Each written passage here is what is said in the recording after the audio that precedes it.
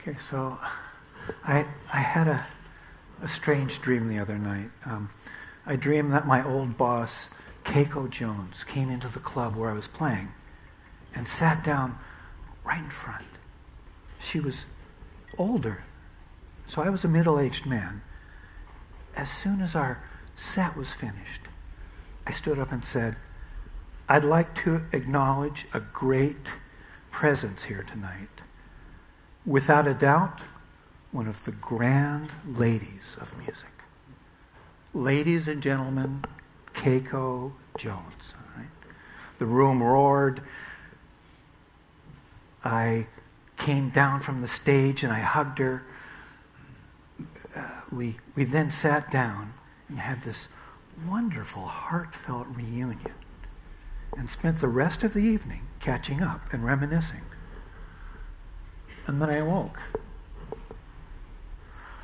This seemingly hard Japanese woman married jazz legend Elvin Jones in 1968 and stayed with him until his death in 2004. A savvy and aggressive businesswoman. Elvin's career soared. Some have speculated he wouldn't have survived without her. As Elvin liked to say, we sort of have this mom and pop operation. She runs the store, and I drive the truck. Indomitable would be a good word to describe Keiko Jones. Why am I dreaming about this woman? Because 2 years ago, I worked for her and her husband, as their assistant, and had been hanging around them for some years prior to that, trying to learn something. Tough stuff, man. I have many memories of that time and of her. And the first time I saw Elvin Jones in person, Keiko was nimbly and efficiently flitting back and forth during and after the concert. She ended up crouching low, Asian style, watching the concert near where I sat. I remember Elvin's bass drum came unloosed from the riser, and he finished the tune with his arms and legs splayed out. After the piece, someone yelled from the audience, "Kill the tech!" And Elvin shyly said into the microphone, "I can't. I love her." Okay. Indelible is another word. Keiko and I once sat cramped in the back of a van, speeding our way along New York side streets to and from the Blue Note. And we were having this nice, quiet conversation to this jazz machine gig. When I asked how she and Elvin met, when I asked her, she became very angry and said, "No, James." She wouldn't speak to me the rest of the way. Her legendary energy and shrewdness was ever present on all of our jobs. One had to keep up. Her sense about music and how it should be presented was absolute. From whether or not the band wore tuxes or jazz shirt machines, to the money being right, to the very sound of the music.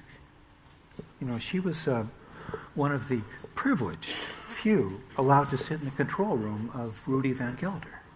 Right?